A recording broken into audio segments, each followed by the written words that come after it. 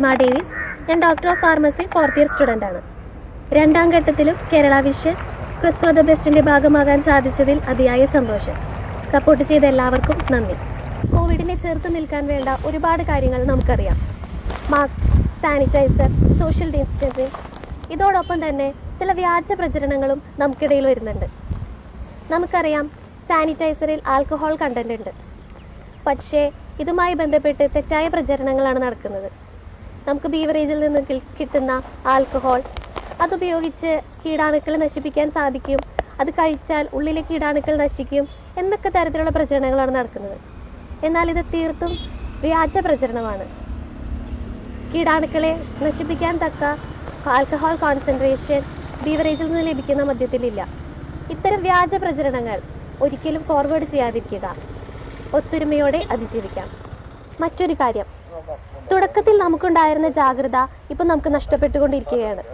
പലർക്കും ഈ രോഗം വന്നു പോട്ടെ എന്നൊരു ചിന്താഗതിയിലേക്ക് സമൂഹം മാറിയിരിക്കുന്നു. ഒരിക്കലും പാടില്ല. ആരോഗ്യവാനായ ഒരു വ്യക്തിക്ക് ഒരു പക്ഷേ 1-2 ആഴ്ച കൊണ്ട് ഈ മഹാമാരി അതിജീവിക്കാൻ സാധിക്കും. പക്ഷേ ഇനിയും നമുക്കറിയില്ല ഭാവിയിൽ കോവിഡ് ഭേദമായവരിൽ ആരോഗ്യ പ്രശ്നങ്ങളോ അല്ലെങ്കിൽ എന്തെങ്കിലും അനന്തരഫലങ്ങളോ ഉണ്ടോ എന്ന് നമുക്ക് ഇനിയും അറിയില്ല. ഗവേഷകർ പറയുന്നത് ഭേദപ്പെട്ടവരിലും ചിലർക്കെങ്കിലും ഭാവിയിൽ അനന്തര പ്രശ്നങ്ങൾ ഉണ്ടാകാം എന്ന് തന്നെയാണ്. വന്നു പോകട്ടെ എന്ന് ഒരിക്കലും വിചാരിക്കരുത്. വരാതിരിക്കാൻ തന്നെ ശ്രദ്ധിക്കണം.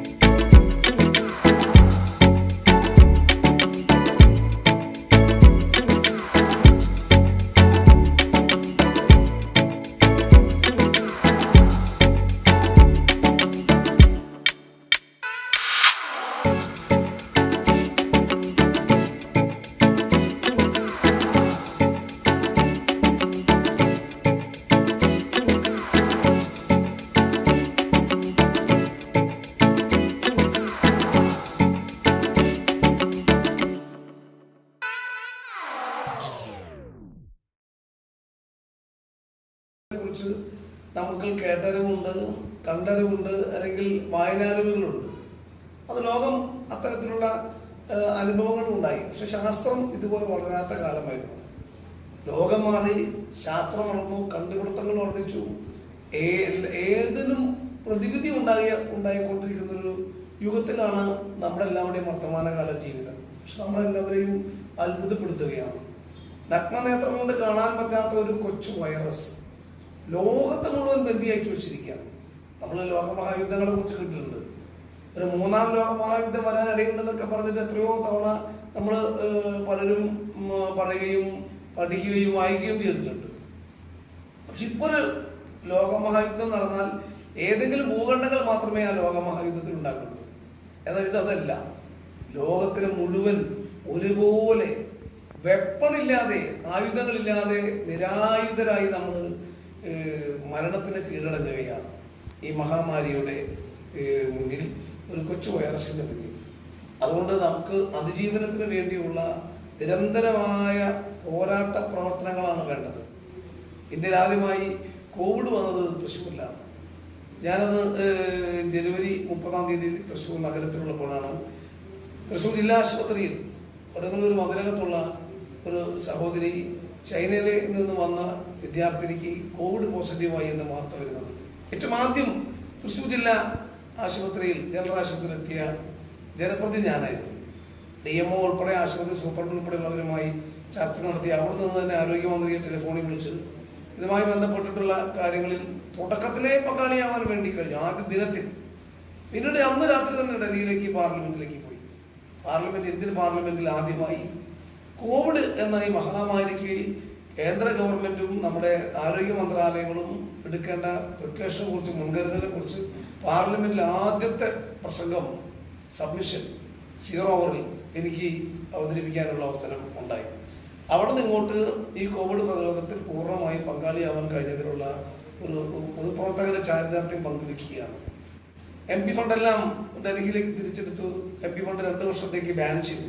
പക്ഷെ ആദ്യം അനുവദിച്ച 2.5 കോടി രൂപ തൃശ്ശൂർ MP എന്ന നിലയിൽ എൻ്റെ ബാങ്ക് അക്കൗണ്ടിൽ ഉണ്ടായിരുന്നു, കളക്ടറുടെ കസ്റ്റഡിയിൽ.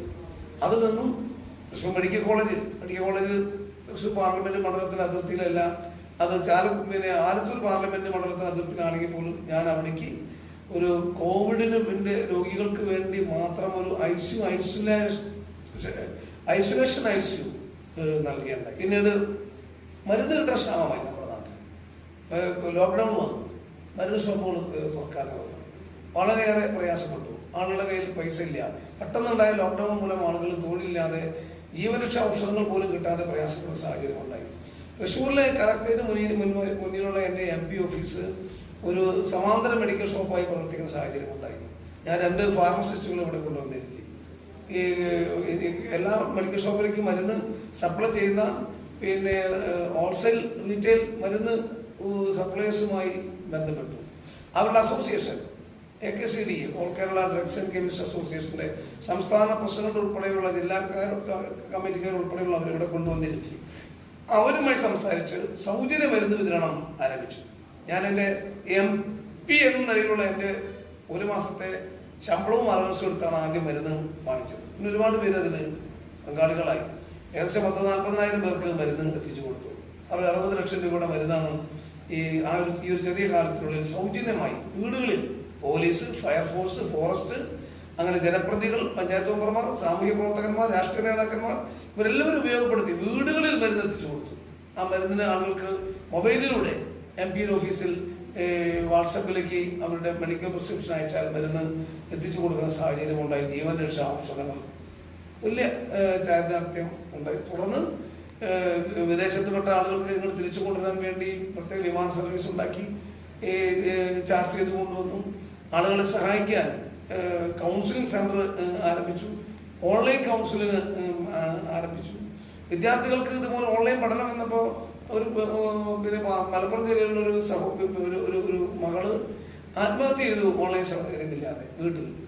അതോടുകൂടെ തൃശ്ശൂർ ജില്ലയിൽ ഓൺലൈൻ സൗകര്യമില്ലാതെ തൃശ്ശൂർ പാർലമെന്റ് മണ്ഡലത്തിൽ പ്രത്യേകിച്ചും ആരും പഠനിക്കാൻ പോവാതിരിക്കാൻ പാടില്ല എന്ന് കരുതി 1500 പരം ടെലിവിഷനുകൾ സിനിമാ നടൻ ടോവിനോവിനെ അതിന്റെ ഗുഡ്വിൽ അംബാസഡറാക്കി വെച്ച് മഞ്ജു വാര്യർ ഉൾപ്പെടെയുള്ളവരുടെ സഹായത്തോടെ കുട്ടികൾക്ക് പഠിക്കാൻ വേണ്ടി ഓൺലൈൻ പഠനത്തിന് വേണ്ടി ടെലിവിഷനും ഉൾപ്പെടെ മൊബൈൽ ഉൾപ്പെടെ ടാബ് ഉൾപ്പെടെയുള്ളവ കൊടുക്കാൻ വേണ്ടി കഴിഞ്ഞു. അതോടുകൂടി നിർത്തിയില്ല.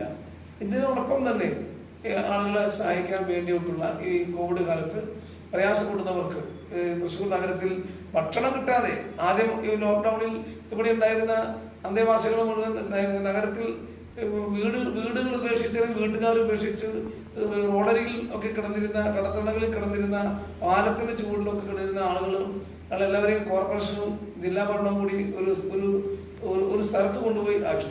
ആദ്യം 10-15 ദിവസം ഭക്ഷണം കൊടുത്തു. പിന്നെ അവർക്ക് ഭക്ഷണമില്ലാതായി മാറി. അത്തരം ആളുകൾക്ക് ഭക്ഷണം സൗജന്യമായി ഭക്ഷണം കൊടുക്കണം. MP-യുടെ ഓഫീസിൽ ഒരു കിച്ചൺ MPs ഫ്രീ കിച്ചൺ ആരംഭിച്ചു. എല്ലാ ദിവസവും ഉച്ചയ്ക്ക് രാത്രി 2 നേരം ഇവിടെ നിന്ന് കുറേ ദിവസങ്ങളിലൊക്കെ ഭക്ഷണം സൗജന്യമായി എത്തിച്ചു കൊടുക്കാനുള്ള മാർഗം ഉണ്ടാക്കി. അങ്ങനെ വിവിധ ഘട്ടങ്ങളിൽ പിന്നെ ഇരിയാകുട താലൂക്ക് ആശുപത്രി, രാവക്കാട് താലൂക്ക് ആശുപത്രി, ചേർപ്പിലെ താലൂക്ക് ആശുപത്രി, പുതുക്കാട് താലൂക്ക് ആശുപത്രി, ഇവിടെല്ലാം പിന്നെ അടിസ്ഥാന സൗകര്യം ഒരുക്കുന്നതിന് വേണ്ടി വെന്റിലേറ്റർ സൗകര്യം ഒരുക്കുന്നതിന് വേണ്ടിയും MP ഫണ്ട് അനുവദിച്ചു. ഇതുവരെ MP ഫണ്ട് ജില്ലാ കളക്ടറും ജില്ലാ മെഡിക്കൽ ഓഫീസറും ഉപയോഗിച്ചിട്ടില്ല എന്നുള്ള ഖേദം നിലനിൽക്കുമ്പോഴും അതിനു വേണ്ടി തയ്യാറായി. ബഹുമാനപ്പെട്ട മുഖ്യമന്ത്രി തന്നെ അദ്ദേഹത്തിന്റെ പത്രസമ്മേളനത്തിൽ തൃശ്ശൂർ MP ആണ് ആദ്യമായി അനുമോദിച്ചത്. ഞാൻ 1 കോടി രൂപ ആളുകൾക്ക് ടെസ്റ്റ് ചെയ്യാൻ വേണ്ടിയിട്ടുള്ള കിറ്റ് വാങ്ങാൻ വേണ്ടി ജില്ലാ കളക്ടർ ഏൽപ്പിച്ചു. MP ഫണ്ട് 1 കോടി രൂപ ഞാൻ ആദ്യമായി അങ്ങനെ കൊടുത്തതിന് കേരള മുഖ്യമന്ത്രി തന്നെ അദ്ദേഹത്തിന്റെ പത്രസമ്മേളനത്തിൽ പിന്നെ തൃശ്ശൂർ MP-യെ പ്രത്യേകം അഭിനന്ദിക്കേണ്ടായി, ആരോഗ്യമന്ത്രിയും അഭിനന്ദിക്കേണ്ടായി. പക്ഷെ അത് പിന്നീട് ആ പണം കളക്ടർക്ക് ചെലവഴിക്കേണ്ടി വന്നിട്ടില്ല. ഇപ്പോഴും കളക്ടർ കസ്റ്റഡിയിൽ ഇരിക്കുകയാണ്. ഈ കാലയളവിൽ വീട്ടിലിരിക്കുന്ന വീട്ടമ്മമാർക്കും പിന്നെ കുടുംബക്കാർക്കും ഒക്കെ വേണ്ടി ഈ അതിജീവനത്തിന്റെ ഭാഗമായി ഈ MPs ഹരിതം എന്ന പറഞ്ഞൊരു പദ്ധതി ആരംഭിച്ചു. പൊതുസ്ഥലങ്ങളിലൊക്കെ പച്ചക്കറി കൃഷി തുടങ്ങാൻ വേണ്ടി വിത്തും തൈകളും കൊടുത്ത് പരമാവധി ആളുകളെ അതിലേക്ക് തന്നെ നമ്മൾ പ്രോത്സാഹിപ്പിക്കുന്ന രീതിയിൽ ശ്രമിക്കുകയുണ്ടായി.